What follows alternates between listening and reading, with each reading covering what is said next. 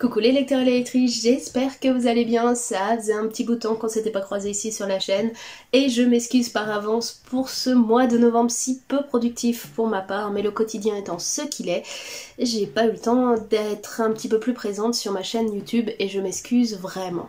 Mais pas d'inquiétude, pour le mois de décembre je vous prépare quelques petites vidéos pour l'arrivée de Noël et j'ai pas mal de petits projets pour 2022, mais ça je vous en parlerai en fin d'année.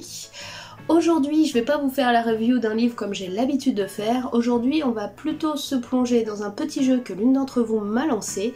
Je vais faire l'analyse et la présentation plus en profondeur d'un livre que je vous ai présenté en début d'année. Et ce livre n'est autre que La Reine sous la neige de François Place aux éditions Gallimard Jeunesse.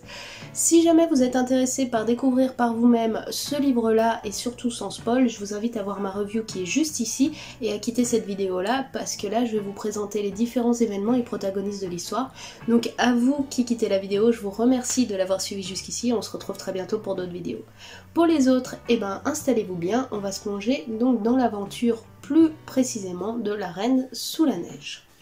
Donc pour moi, en termes d'histoire, La Reine sous la neige se divise en deux grandes parties. On a une partie très rapide, mais qui prend les 2/3 du livre, qui se passe donc en une journée et demie, qui nous présente les différents protagonistes et événements qui vont donner lieu au dernier tiers et qui vont expliquer les différentes relations et autres qui se construisent au fur et à mesure de l'histoire. Ce livre-là peut être difficile à ingurgiter puisqu'effectivement vous allez rencontrer beaucoup de protagonistes en très peu de temps. Comme je vous dis, principalement on va suivre une journée importante.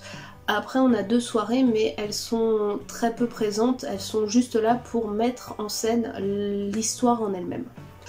Pour résumer rapidement l'histoire, on va suivre donc une jeune fille qui s'appelle Samantha Hayes, qui part donc de l'Afrique du Sud pour aller à Amsterdam dans sa famille, qui au dernier moment se voit détourner son avion pour Londres à cause d'une tempête de neige exceptionnelle en plein mois d'avril.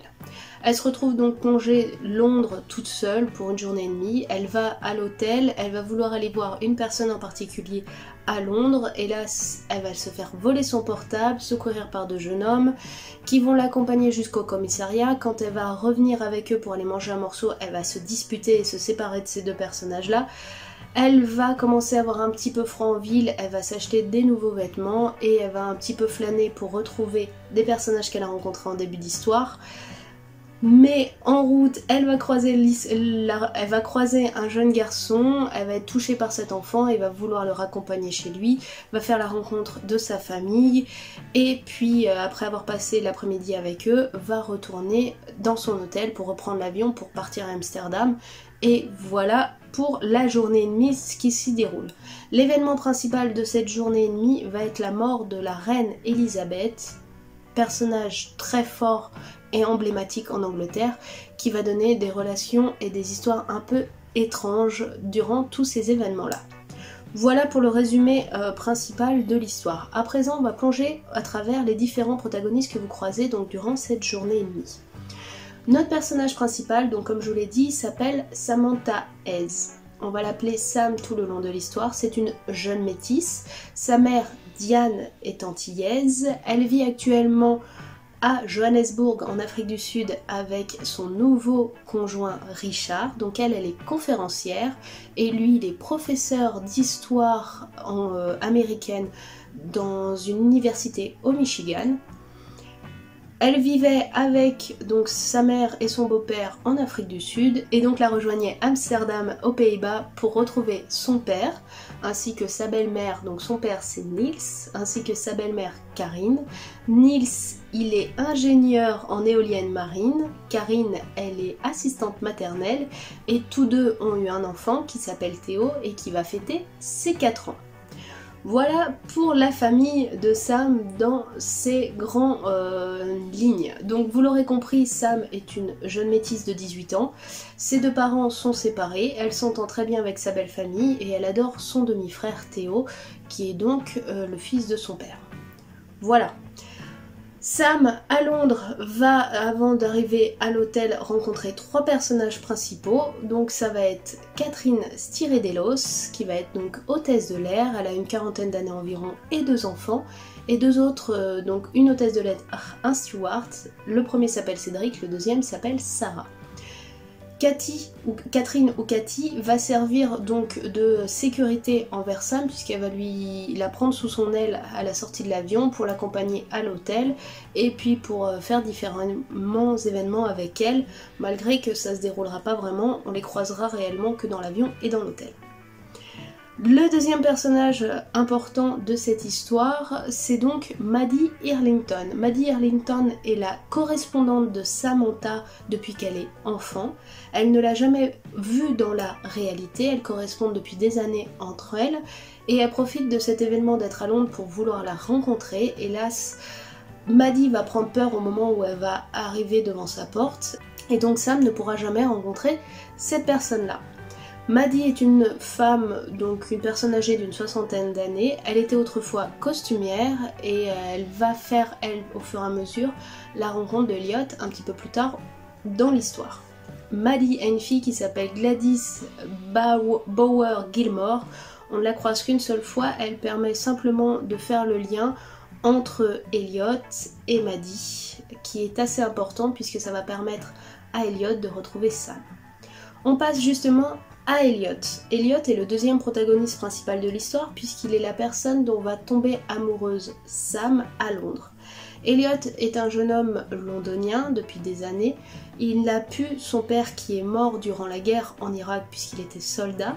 Sa mère travaille dans la police, elle fait la surveillance des caméras de surveillance de Londres et il a un frère qui s'appelle Tom qui est tenancier de bar. Son meilleur ami à lui s'appelle Fergus, c'est un petit magouilleur irlandais de son âge à peu près, je dirais une vingtaine d'années, sans aucun problème. Voilà pour les personnages principaux. Elliot et Sam vont se rencontrer juste après l'agression de Sam qui va se faire voler son portable et donc Elliot va venir la secourir et va l'accompagner dans Londres pour qu'elle aille porter plainte, etc. jusqu'à leur dispute fatidique dans le métro qui vont les séparer jusqu'à la fin de l'histoire. On va revenir donc en termes de personnages sur Samantha. Lors de, je vous disais, de sa dérive dans Londres, elle va faire la rencontre de Can. Can est un jeune garçon, il doit avoir 5-6 ans, qui s'est enfui de chez lui par peur, qui est tombé sur Sam et qui s'est senti en sécurité auprès d'elle. Sam va s'attacher au petit garçon et va décider de le raccompagner chez lui. C'est là qu'elle va faire la rencontre de la mère de Can qui n'est autre que Nour Faisal, qui sont donc pakistanais à l'origine. Ils ont fui le pays parce qu'ils ont une origine un peu compliquée. Elle était musulmane si je ne me trompe pas, lui était hindouiste et donc les relations entre eux étaient très bien mais envers les familles est assez compliquées. Elle a fui le pays après la guerre pour rejoindre Londres, son mari lui a été fait prisonnier en chemin et elle espère pouvoir le retrouver un jour. Bien qu'on ne voit jamais le père de l'enfant, il est quand même nommé, il s'appelle Anish. Donc Anish et Nour ont eu un enfant, Can Faisal. Et donc Nour et Can vivent actuellement chez une logeuse anglaise qui se nomme Madame Beagley. Madame Beagley est une femme d'un certain âge, c'est une ancienne professeure de piano. Elle a eu plusieurs étudiants et là elle a arrêté donc de faire l'apprentissage du piano. Elle vient d'avoir une agression chez elle, on ne sait pas trop ce qui lui est arrivé, elle vient de tomber dans le coma. On parlait de la mère d'Elliot qui fait partie de la police. Elle a 2 collègues qu'on connaît très peu, donc une qui s'appelle Emma Hardy et l'autre qui s'appelle Stuart Nigel, donc Nigel, désolée pour la prononciation, je suis pas sûre, ça s'écrit Nigel. Et ces 2 personnages-là font partie de Scotland Yard, ils sont policiers et enquêteurs et vont être donc lancés sur l'enquête et l'agression de Madame Beagles. Est-ce que vous commencez à voir un petit peu le lien qui commence à se former? Donc, faut savoir que Sam vient de rencontrer les logeurs de Madame Beagles, que Elliot, sa mère, travaille dans la police et connaît les 2 enquêteurs qui travaillent sur l'enquête de l'agression de Madame Beagles. Ça fait quand même beaucoup d'informations qui se regroupent. J'espère que vous arrivez à suivre jusqu'ici. Les derniers personnages que je vous ai pas vraiment présentés parce qu'on ne les croise pas durant toute cette aventure-là, Pas physiquement durant les événements, mais c'est plus durant des histoires ou des petites relations à part. Dans le passé de Sam, il y a eu 2 personnes, 2 relations amoureuses importantes qui ont fait qu'elle est la jeune femme qu'elle est aujourd'hui, intimidée et un petit peu effrayée par l'amour. Le premier est un homme, il se nomme William, c'est un narcissique tyrannique, il avait tendance à séduire les femmes et après à les briser en morceaux juste pour le plaisir. Et la deuxième personne, c'est Jill, une jeune femme qui, après sa rupture avec William et les différentes humiliations qu'il lui faisait subir, elle a commencé à se rapprocher donc de Sam, elles sont tombées amoureuses même si elles s'y attendaient pas, et elles ont vécu leur amour et autres, jusqu'à ce que William en fasse tout un cauchemar. Et on rajoutera donc à cette histoire, en plus des humiliations, le harcèlement et le racisme qui sont très présents et très importants, au point que ça a affecté la famille donc de Sam, c'est-à-dire Diane et Richard, donc Diane sa mère et Richard son beau-père, qui ont dû quitter le Michigan pour accepter une mission en Afrique du Sud, donc à Johannesburg. Donc ça c'est encore à part, c'est dans le passé de Sam, c'est important parce que je pense que ça parle de racisme, de harcèlement, d'humiliation et de relations extrêmement toxiques. Ça aborde aussi le thème donc des relations amoureuses quelles qu'elles soient, hétéro ou homo, donc c'est une partie de l'histoire qui est quand même très intense en réflexion sur l'humanité et sur les différents problèmes que ça peut engendrer, surtout à l'adolescence. Les derniers personnages que je vous ai pas présentés mais qu'on croise mais plus dans la deuxième partie, c'est durant l'enquête donc de Emma Hardy et de Stuart Ningle, on va l'appeler comme ça. Ils vont donc enquêter sur la famille de Nour Faisal, ils vont découvrir qu'elle a un cousin qui s'appelle donc Jared Bahag, qui l'a frappé, etc. et que par vengeance ils auraient pu s'en prendre à sa logeuse. L'histoire va rien donner, mais il faut savoir que donc Jared fréquente un club de combat spécifique qui est tenu par un homme qui s'appelle Aman Singh, qui lui-même a un fils qui s'appelle Chandar, qui est donc un virtuose du piano, et donc son père Aman a essayé de proposer à Madame Beagley de devenir son professeur de musique pour qu'il s'améliore, ce que cette femme a refusé puisqu'elle trouvait que le jeune homme avait un talent fou et que si elle lui enseignait la musique à sa manière, elle risquait de briser son talent.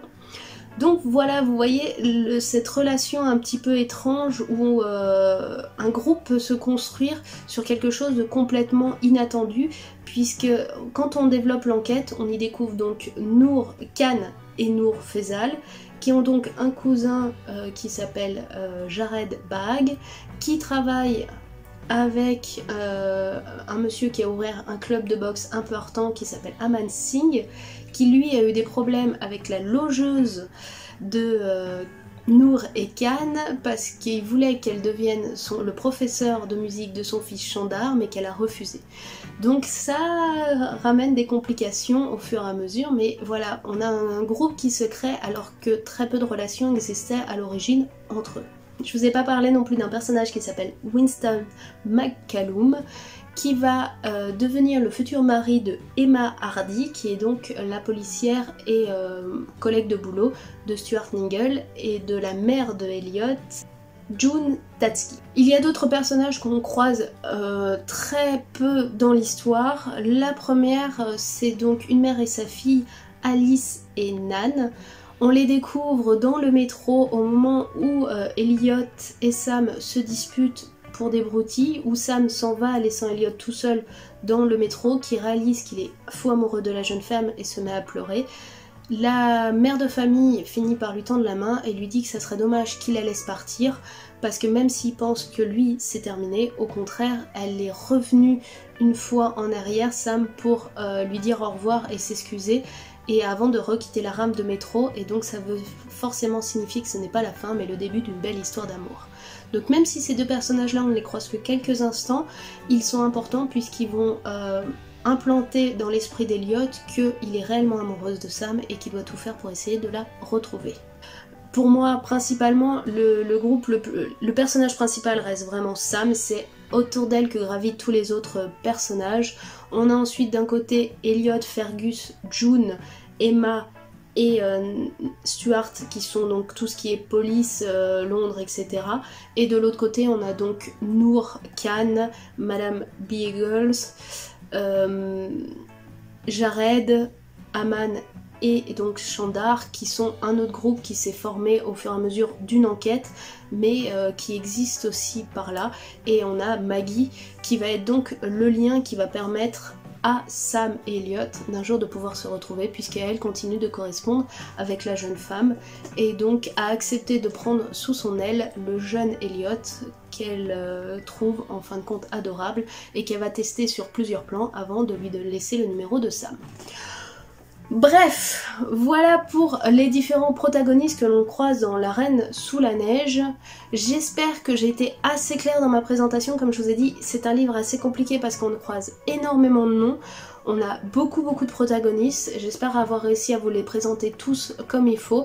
En attendant, je vous remercie d'avoir suivi la vidéo.